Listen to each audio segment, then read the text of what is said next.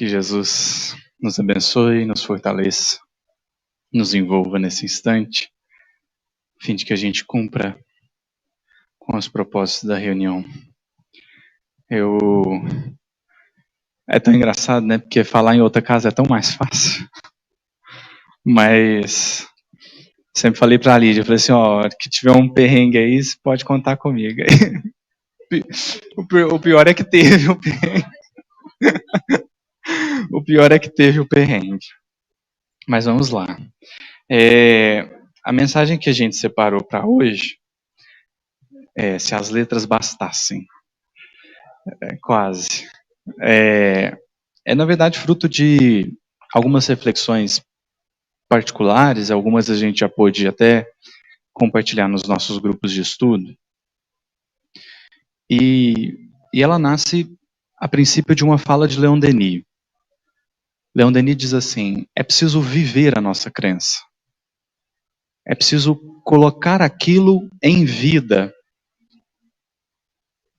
E essa, por mais que seja uma colocação simples, ela é uma colocação muito profunda, porque quando a gente começa a estudar os propósitos da encarnação e tentar responder mais do que o porquê a gente veio, mas o para que viemos, a gente começa a naturalmente entrar em algumas reflexões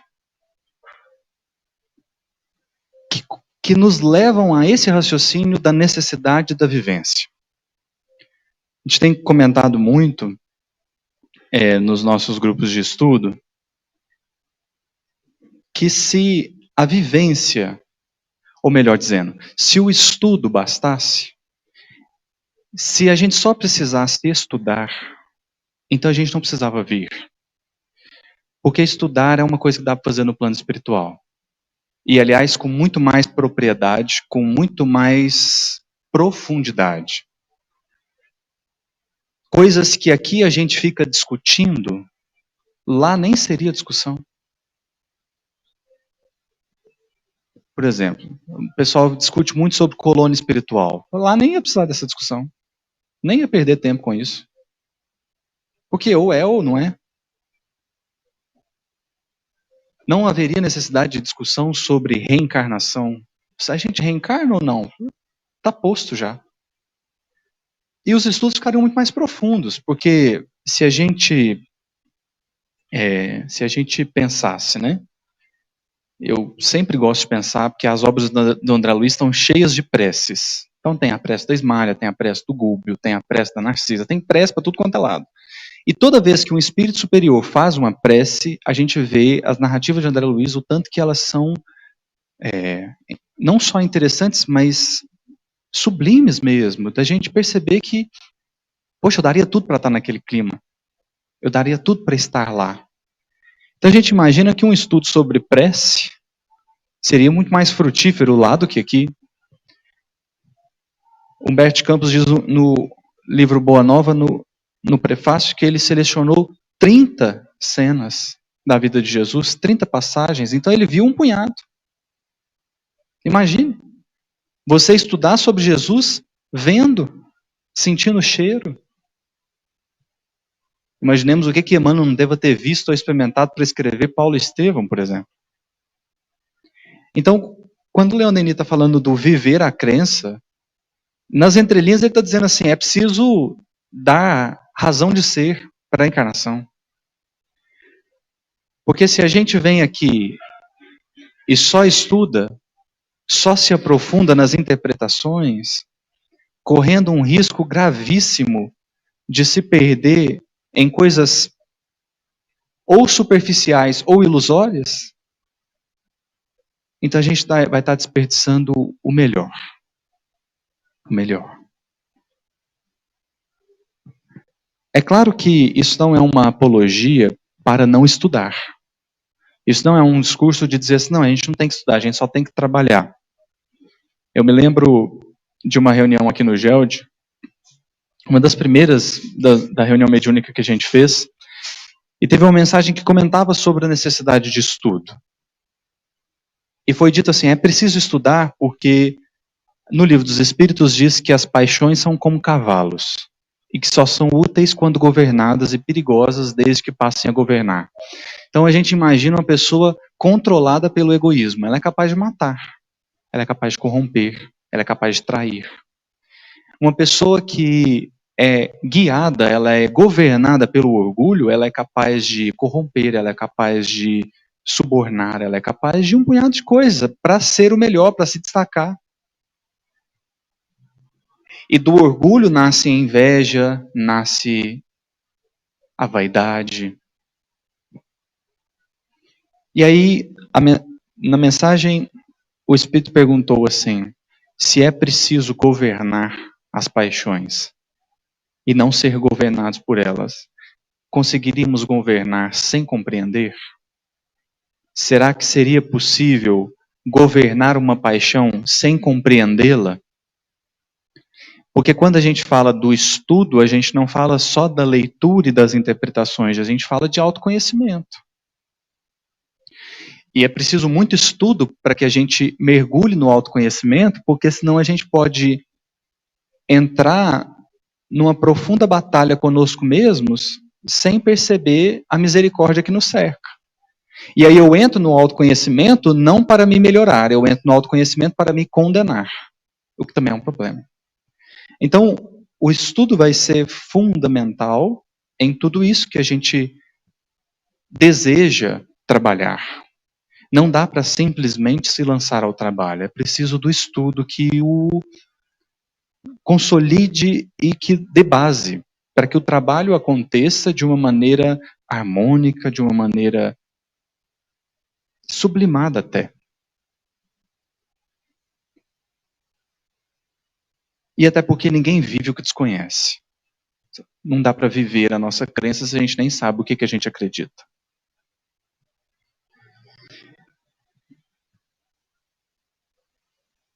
E aí tem uma questão no Livro dos Espíritos que eu gostaria de passar, antes da gente entrar na mensagem do Emmanuel, que é a 780.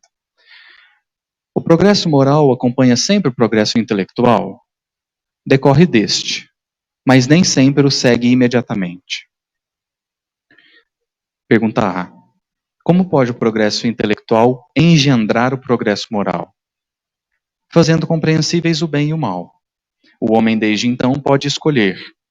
O desenvolvimento do livre-arbítrio acompanha o da inteligência e aumenta a responsabilidade dos atos. Então, o que os espíritos estão construindo aqui é uma ideia de a gente avança do ponto de vista intelectual e aí isso permite um avanço do ponto de vista moral. De que maneira? Fazendo compreensíveis o bem e o mal. Aqui, para mim fica evidente que eles estão falando de um progresso intelectual que não é progresso tecnológico. Então, quando a gente está falando assim, a gente avançou muito intelectualmente, tem que ter um cuidado aqui, a gente avançou do ponto de vista científico e material. E mesmo aí, nem tanto. Nem tanto. Acho que foi no nosso grupo de estudo, de terça-feira, estava lembrando, eu vi um vídeo de um professor de física explicando que em 2013, foi a primeira vez que a gente viu o esboço de um átomo. Foi a primeira vez. 2013. A gente fala de átomo desde Demócrito, na Grécia. Então tem pelo menos uns 2.500 anos que a gente fala de átomo. Em 2013 a gente começou a enxergar. E ainda assim, sabe quando você tira foto da luz e ela fica um borrão assim? Era isso que estava lá. E aí com muita boa vontade, você enxerga um átomo de hidrogênio. Porque você tem que acreditar que aquela luz que está fosca é um elétron girando em torno do núcleo. Então, é preciso não confundir progresso intelectual com avanço na ciência material, porque progresso intelectual, em verdade, é aquele progresso que me ajuda a compreender o que é bem e o que é mal. Enquanto eu investigo o átomo para fazer bomba, esse progresso não foi intelectual, ou pelo menos não foi o quanto ele poderia ter sido. O progresso intelectual que eles estão dizendo aqui, né, é aquele avanço da inteligência que começa a meditar sobre a vida. os porquês, os paraquês, como. Porque, assim, a nossa ciência, ela avançou muito. Mas, mesmo assim, é muito numa área muito específica. Porque se a gente for pensar, a pergunta que a ciência está querendo responder não é o porquê as coisas funcionam como funcionam. A pergunta da ciência é como as coisas funcionam. E basta isso. A ciência não tá interessada em explicar o porquê. Ela está interessada em explicar o como. Então tem muita coisa sem resposta ainda, né? Até certa vez eu ouvi uma anedota envolvendo Newton, tem várias, muito boas.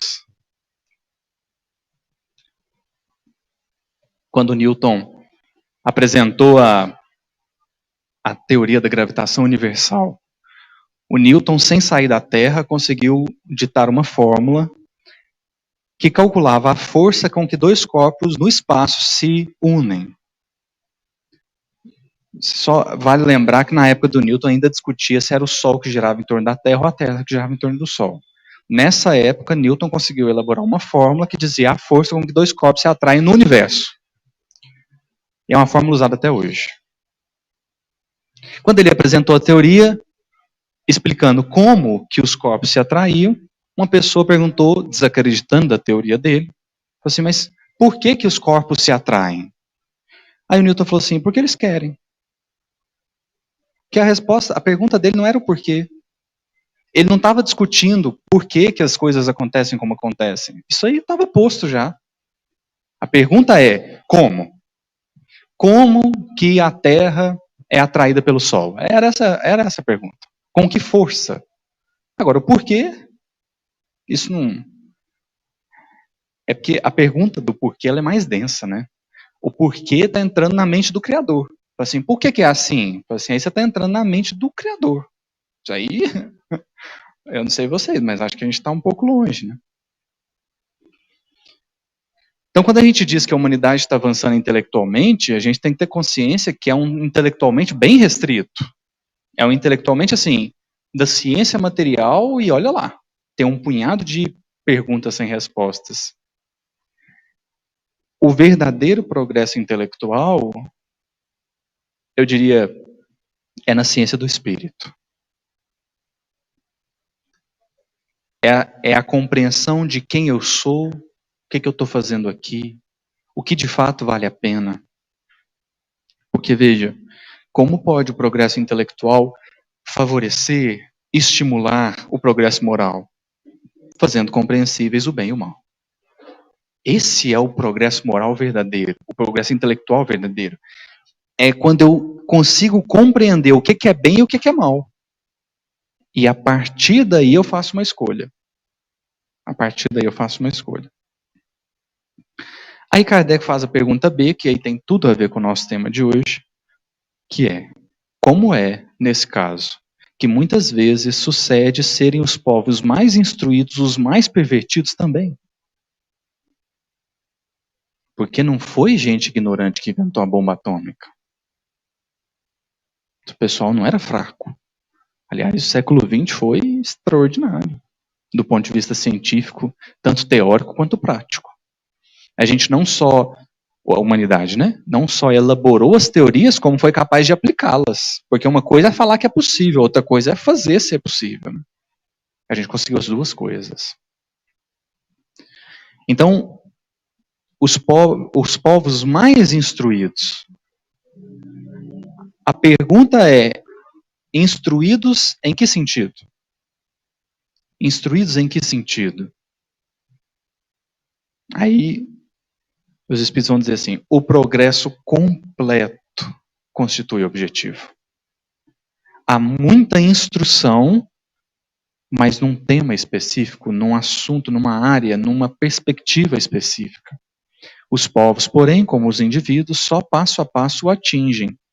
Enquanto não lhes haja desenvolvido o senso moral, pode mesmo acontecer que se sirvam da inteligência para a prática do mal. O moral e a inteligência são duas forças que só com o tempo chegam a equilibrar-se. Então, o problema aqui não é da inteligência.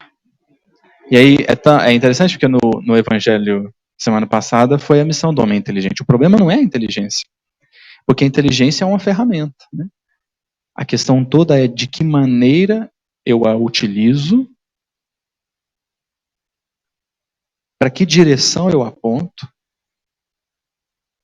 porque isso vai ditar o que, e aí a mensagem nisso, né, pelos frutos, isso vai ditar quais os frutos a gente alcança. Que assim, uma coisa interessantíssima no Livro dos Espíritos também, está na primeira pergunta. Que é Deus? E a resposta é inteligência suprema, ponto, causa primária de todas as coisas. E aí, por muito tempo eu li essa questão e senti falta do amor. Onde é que está o amor aqui? É a inteligência e a causa primária. Onde é que... E aí eu percebi que está nos dois. Está nos dois porque... Primeiro porque não é sinal de inteligência não amar. Aliás, não amar é um sinal de profunda ignorância. Quem opta por não amar, ou quem faz força para não amar, é um ignorante. E é um ignorante porque, para ele optar por não amar, nas entrelinhas ele está dizendo que ele não precisa daquela pessoa. E se tem uma coisa que a gente precisa é um dos outros. Se quem não percebeu isso ainda, permanece na ignorância. Então, não é sinal de inteligência não amar. Então, Deus é a inteligência suprema e necessariamente o amor supremo, porque não dá para ser um sem ser o outro. E a causa primária, né? O amor é a razão de tudo. A causa primária de tudo tem de ser o amor. Eu vou entregar uma cesta, eu vou servir um prato de sopa, eu vou fazer uma palestra, eu vou fazer um atendimento fraterno, eu vou dar um passe.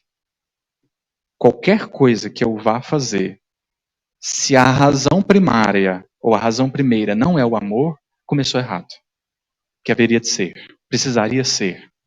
Para que aquilo renda frutos divinos, a raiz, a semente tem que ser divina. Então a causa inicial de tudo precisa ser o amor. Porque senão a gente se perde no meio do caminho. E é aí que a gente chega na mensagem de hoje. Está no livro Passos da Vida. E o capítulo, que é o nosso tema, Se as letras bastassem. Não está escrito aqui não, mas eu vou falar por minha conta. Se as letras bastassem, espírita era espírito puro, né? Não era? E que lê, né? Tem um povo que lê, né? Não é todo mundo que lê não, mas tem um povo que lê. Se as letras bastassem, fariseu era espírito puro, né? Aí olha, a mensagem ela é mais, não sei, eu diria que essa mensagem é mais sentimental do que qualquer outra coisa. Não tem tanta filosofia aqui, não tem tanta ciência.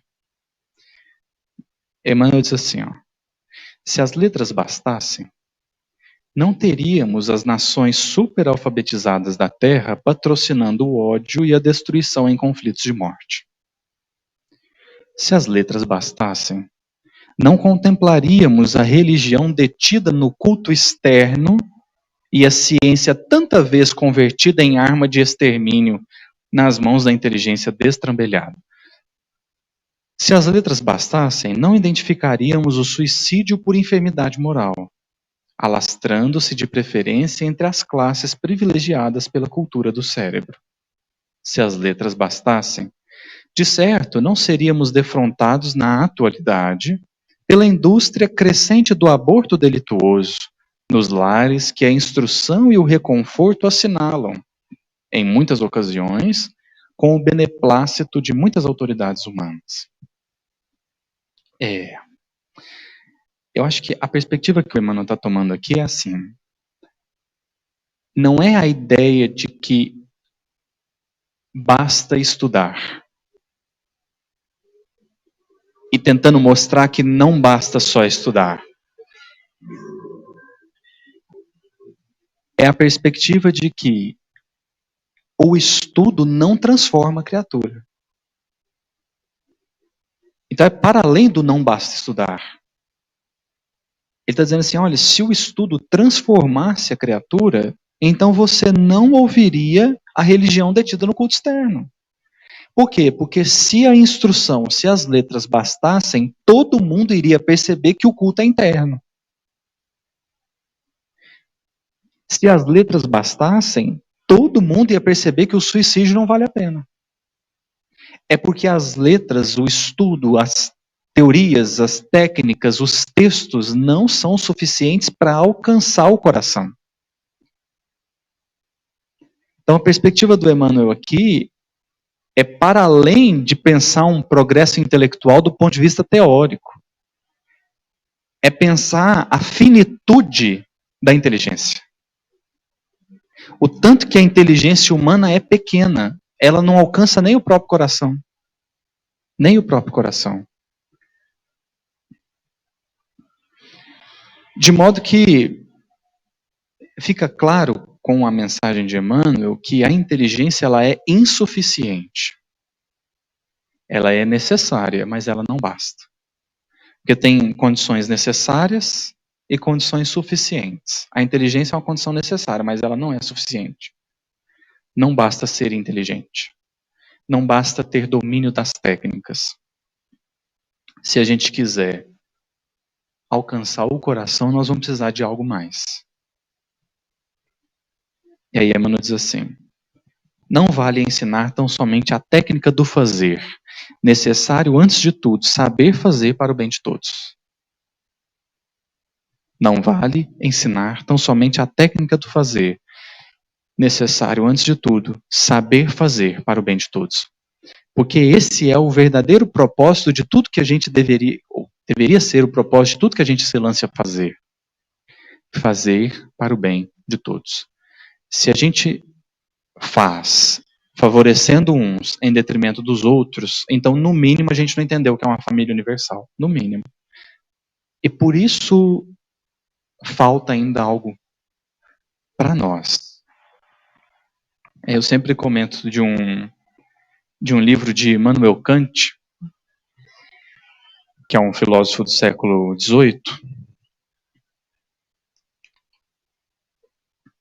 O título do livro é A Religião nos Limites da Simples Razão. Na introdução, ele mostra que a inteligência humana é incapaz de abarcar a fé. Isso não dá. Tem momento que a gente precisa da fé. Não dá para você fazer um conjunto do raciocínio e a fé está aqui dentro. Não, é o contrário. É o conjunto do raciocínio que está dentro da fé. Você pode raciocinar sobre coisas que acredita, mas vai ter que acreditar sobre coisas que você não é capaz de raciocinar. Vai ter que acreditar, vai ter que confiar em coisas que nós não somos capazes de entender. Será preciso isso. Porque a pessoa que quer tudo compreender para ir acreditar, ela não precisa da fé, ela só precisa da ciência. Porque o movimento da fé é justamente naquilo que eu desconheço, naquilo que ainda foge, escapa o meu raciocínio. Aí é fé. Aí é o movimento da fé. Então não vale ensinar a técnica do fazer tão somente. É preciso fazer para o bem de todos. Porque aí sim a minha ação vai ter valido a pena. Aí sim a minha ação é algo que transcende tão somente a briga dos raciocínios para alcançar a sublimidade do amor. É quando eu consigo pensar que eu vou fazer algo, mas eu preciso pensar na coletividade para fazer. Exatamente. Porque é tão interessante, né? Porque se você for cozinhar pensando em você, você não faz carne. Olha o tanto que é engraçado. Né? Porque pensa em quem vai comer. Então é preciso. E aí é interessante porque Emmanuel diz saber fazer. Acho que ele foi tão feliz na escolha do verbo saber fazer. Primeiro, só aprende fazendo. Ninguém sabe fazer antes de fazer. É como uma das frases que me marcaram do filme Nosso Lar. É o Aniceto dizendo assim: você aprende a amar amando. Vai tentando. Vai tentando perdoar, vai tentando fazer, vai tentando acolher, vai tentando respeitar, vai tentando. Até que um dia, quem sabe, consegue. Porque se nós estamos ampliando os domínios aqui para além da racionalidade, da intelectualidade, para alcançar o divino do sentimento, então é claro que eu não vou conseguir compreender antes de tentar. Eu vou precisar tentar. Tentar e tentar e tentar. Até que um dia eu vou conseguir. Então, a primeira coisa que eu acho interessante dele ter usado o verbo saber é porque para saber precisa tentar. E porque nem todo mundo sabe. A pessoa, vamos dizer assim, ela é ótima em interpretação e ela é péssima em vivência. Então ela não sabe fazer. Ela tem conhecimento, ou nos dizeres de Emmanuel, né, no prefácio do Alvorada Cristã, quem apenas conhece nem sempre sabe. Porque o saber é um processo integral. A gente não pode dizer que sabe algo antes de ter feito aquele algo. O fazer, em verdade, ele é componente do saber. Ele é componente do saber.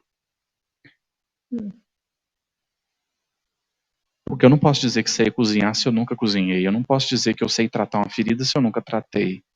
Eu não posso dizer que eu sei fazer alguma coisa se eu nunca fiz. Então, o fazer, o tentar fazer é parte do saber, né? Aí Emmanuel diz assim: impossível dispensar a escola que ilustra o raciocínio, mas antepondo-se a ela, é indispensável se erga no mundo a orientação que apura o sentimento.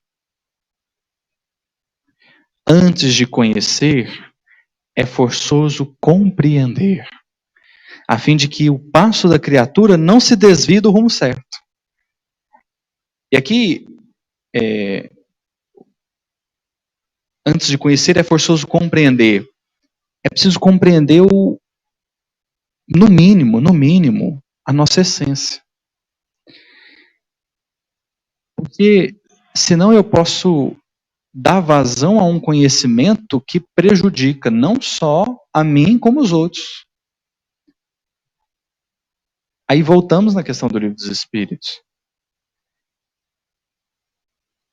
É preciso compreender a minha essência, compreender um pouquinho que seja sobre a vida, sobre os porquês da vida, para que eu consiga usar o meu conhecimento naquilo que é bom. Não se trata de conhecer muito, nem de ter muita força. A questão é que muitas vezes a gente se perde pelo conhecimento, porque a gente ainda não se atinou a uma compreensão simples do nosso verdadeiro eu, das nossas relações. Por isso que tem muita gente que chega no espiritismo e muda um pouquinho a rota. Porque fala assim, nossa, eu achava que eu poderia excluir uma pessoa da minha vida. Isso é besteira, né? Então, um pouquinho que a gente tenha de conhecimento, a gente já começa a perceber que, e de compreensão, né? A gente já começa a perceber que tem escolhas que não fazem mais sentido. Eu, particularmente, tenho refletido que um pouquinho de compreensão que a gente alcance sobre a própria saúde física, a gente vai perceber que o Evangelho do Cristo não é uma promessa futura. É um roteiro para agora. Eu tenho cada vez mais convicção sobre isso. Porque Jesus tem 2000 anos que ele fala de perdão. E aí eu acho que hoje a gente não precisa ser religioso para perceber que perdoar é melhor que guardar mágoa. Se qualquer pessoa que tem um mínimo de estudo, ela fala assim, não, perdoar é melhor mesmo. Então, não faz diferença se ela é materialista ou não. Nós estamos falando de uma coisa que afeta o corpo físico. Assim, o Haroldo que gosta de brincar, né? Ele fala assim, você quer ver o tanto que você nasceu para amar? Almoça e passa uma raiva. Você passa mal. Por quê? Porque você não nasceu para isso. Você não nasceu para isso. Então, a gente não precisa exatamente de uma compreensão de vida futura para começar a perceber que o evangelho é para agora. Ele é para a vida futura, mas ele é para a vida presente. Porque o evangelho não são só promessas. O evangelho é roteiro, é caminho. Né? Jesus é caminho, ele é a verdade, sim, mas ele é caminho. Antes de tudo, ele é caminho. Né? Então, o caminho a gente já percorre agora. Eu não preciso pensar em vida futura para...